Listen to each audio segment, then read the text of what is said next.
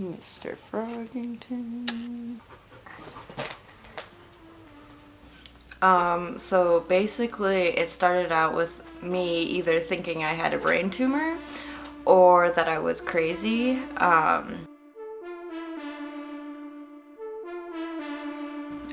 Mostly because I had multiple diagnoses that were adding up.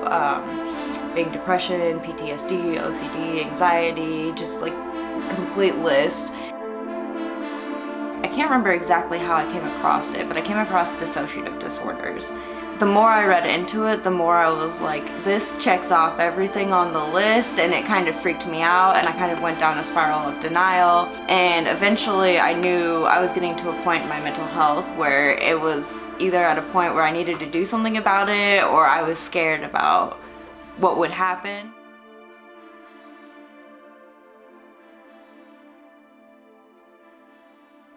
Dissociation is something that a lot of times people don't really understand what that is, but if you think of the times when you've kind of been in a trance-like state and somebody could call your name and you might not respond right away.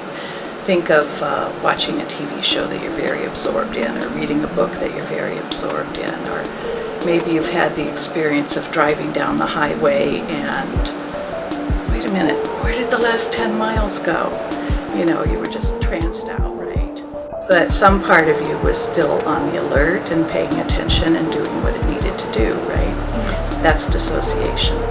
Some part of you just kind of moves away from active consciousness of your brain. We regularly talk about ego states or subpersonalities. I'm a therapist, I'm also a mother, I'm also a sister, I'm also an artist, I'm also a gardener, different aspects of my life. I'm going to have a little bit different edge to my personality. When we're dealing with DID, that's when the mind has dissociated from itself so hard, so far, that it's just gone, and some other part gets developed into its own identity, its own personality. Often what we know about DID is that for the vast majority of the cases, it occurs because something traumatic has happened to the person.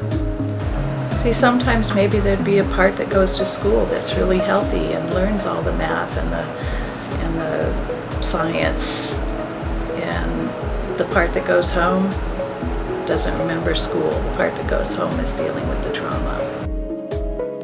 I myself am pretty ambitious, and I really want to go to college and complete college, and I want to work more, and I want to be able to do more things, and but DID for the longest time really held me back from that.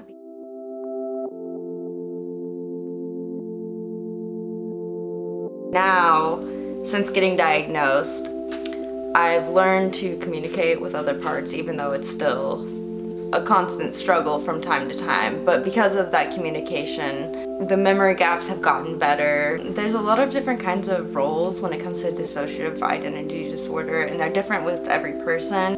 The littles, who sometimes will sound like little children, the ones who witness the traumatizing things, are very fearful. And there's other childlike personalities who hold the joy of childhood, who have no bad memories. They only remember the good ones. There's also protectors. They're usually just out in a fight or flight kind of situation. Getting treatment has definitely helped, and finding the right treatment too.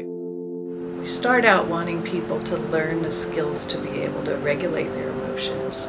We want them to be able to have a sense of their whole self, the body, emotions, and the thinking aspect of themselves. But a lot of times, the main thing we want to do is get parts to be communicating internally and making decisions together, just like we want anybody to be able to make good decisions for themselves in the life that they're living in the world. And the fact that a mind can do this for survival, is awesome to me. It's almost magical, We're pretty amazing creatures.